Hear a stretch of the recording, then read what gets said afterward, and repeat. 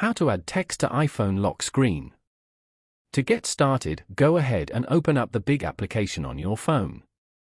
The Make It Big application is a communication tool that displays user-typed text in a large, easily readable format on a phone screen, with uses ranging from assisting people with visual or hearing impairments to communicating in loud or difficult environments, such as ordering in a noisy club or asking for a taxi. Over here, type in the text you want to add to your lock screen. Now, go back and swipe down on your screen to open the lock screen. Long press on any part of the screen and tap on Customize below. Here, select Lock Screen. Tap on any widget from here and select Big. From here, tap or drag the text to add it as a widget. Then, tap on Done. Following these steps, you can easily add text to iPhone lock screen. Thank you for watching. Please leave a like if this tutorial helped you, or leave a comment below if you have any questions related to the video.